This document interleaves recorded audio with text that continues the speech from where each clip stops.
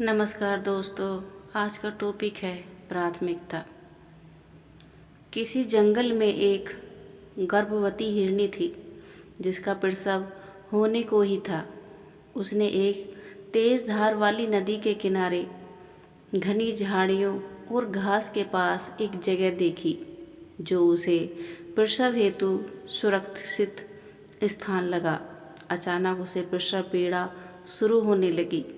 लगभग उसी समय आसमान में काले काले बादल छा गए और घनघोर बिजली कड़कने लगी, जिससे जंगल में आग भड़क उठी। वो घबरा गई। उसने अपनी दाईं ओर देखा, लेकिन यह क्या, वहाँ एक बहेलिया उसकी ओर तीर का निशाना लगाए हुए था। उसकी बाईं ओर भी एक शेर उस पर घात लगाए हुए उसकी ओर बढ़ रहा था। अब वो हिरनी क्या करे? वो तो प्रसव पीड़ा से गुजर रही थी। अब क्या होगा? क्या वो सुरक्षित रह सकेगी? क्या वो अपने बच्चे को जन्म दे सकेगी? क्या वो नवजात सुरक्षित रहेगा या सब कुछ जंगल की आग में जल जाएगा? अगर इनसे बच भी गई तो क्या वो बहेली के तीर से बच पाएगी, या क्या वो उस खूंखार शेर के पंजों की मार से दर्दनाक मौत मारी जाएगी जो उसकी ओर बढ़ रहा था।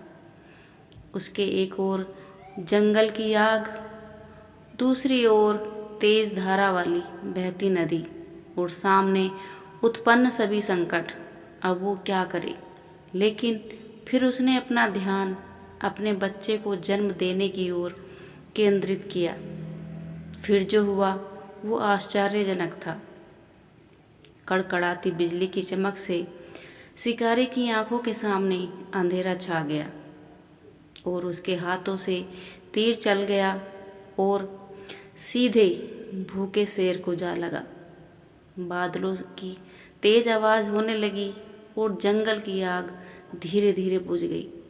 इसी बीच हिरनी ने एक स्वस्थ शावक को जन्म दिया। ऐसा हमारी ज़िंदगी में भी होता है। जब हम चारों ओर से समस्याओं से घिर जाते हैं, नकारात्मक विचार हमारे दिमाग को जकड़ लेते हैं और कोई संभावना दिखाई नहीं देती, हमें कोई एक उपाय करना होता है। उस समय कुछ विचार बहुत ही नकारात्मक होते हैं जो हमें चिंताग्रस्त कर कुछ सोचने समझने लायक नहीं छोड़ते। ऐसे में हमें उस हिरनी से यह शिक्षा मिलती है कि हमें अपनी प्राथमिकता की ओर देखना चाहिए। जिस प्रकार हिरनी ने सभी नकारात्मक परिस्थितियां उत्पन्न होने पर भी अपनी प्राथमिकता प्रसव पर ध्यान केंद्रित किया, जो उसकी पहली प्राथमिकता थी। बाकी तो मौत या जिंदगी कुछ भी उसके हाथ में था ही नहीं, और उसकी कोई भी क्रिया या प्रतिक्रिया उसकी और गर्भस्थ बच्चे की जान ले सकती थी। उसी प्रकार हमें भी अपनी प्राथमिकता की ओर ध्यान देना चाहिए। ऐसे ही मझधार में फंसने पर हमें अपने ईश्वर को याद करना चाहिए, जो कि हमारे हृदय में बसा हुआ है, जो हमारा सच्चा रखवाला और साथी है। यह वीडियो आपको कैसी लगी कमेंट बॉक्स में ज़रूर बताना।